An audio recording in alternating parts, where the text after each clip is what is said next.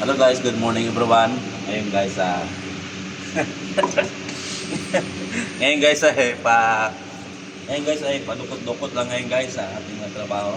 Okay. Ang ginagawa ko ngayon ay ito, nag-complete ako ng blade ng anong tawag ng makinang ito. Wait lang ha. Ready mix ang modelo, tapos ang trabaho ng makinang ito ay siya yung magbubungkal ng tagatanggal ng tagatanggal ng damo. Yung parang sand cutter kumbaga, pero malaki itong na klase na makina. So itong makina ay ginaatat sa traktor. Ayan, kung makikita niyo ito, ito lang. Bahan natin ng video. Ayan o, ayan. Ganyan yan. Siya. Tapos ang conveyor niya, yun ang conveyor, ito ang conveyor niya. Yan, pataas yan. Tapos ang mga blade niya, andito sa ilalim. Ayan o. Yan ang mga blade niya, ito. Yan, yung kita yung kamay ko. Marami yan, 32 piraso ang blade niyan. Yan siya. Hindi ko makita. Yan. Tapos guys, siyempre, sa ngayong mga oras naman ay video hindi naman busy pa, at saka may oras naman na gagawin siyempre kumbaga kasi pag ginamit nila balang araw sa next year sa mga renovation is kumbaga ready na kagad ang makina, di ba? Ganun lang yan ang pagsisit ng mga ganun na makina. Kailangan natin na mas maaga na magawa na kagad para pagdating ng time is hugod lang ng hugod sila. Yan, ngayon. Mayroon naman ako na ito, pang tanggal ng sablyo. Yan, saglit ang gagawin. Yan o.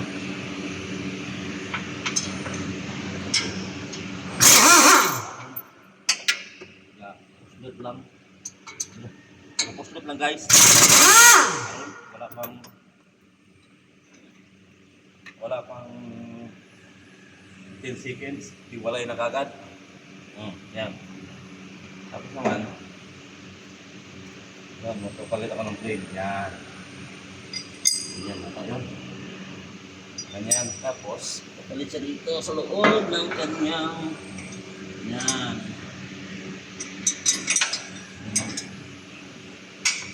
Yan. Saglit lang. Yan. Siyempre, bago natin may kikitan yan, kasi baka mayroong tumalsik. Siyempre, ito ang kailangan. Para alam mo naman guys, walang mata sa palengke. Siguro mata ng isda, marami. At saka mata ng baboy, marami doon. Yan. Tapos, sikpet. Ano naman?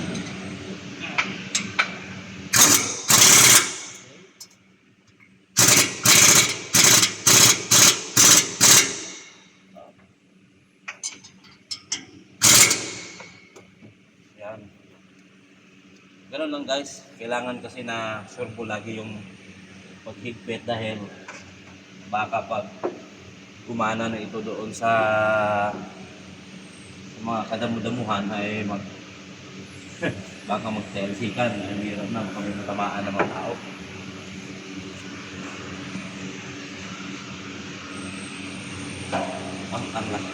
Kasi ang lakas ng makina.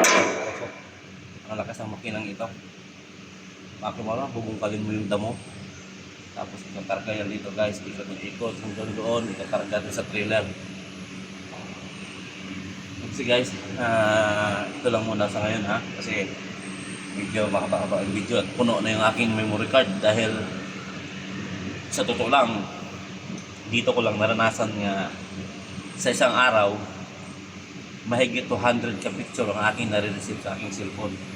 Yung sa group ng site namin dito na sa mga kasamahan is kahit na anong klaseng trabaho, nagpupulot ng damo, kung ano-ano dyan, kailangan picturean isi-send sa group.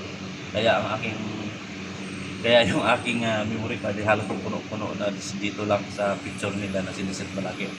Okay, see you.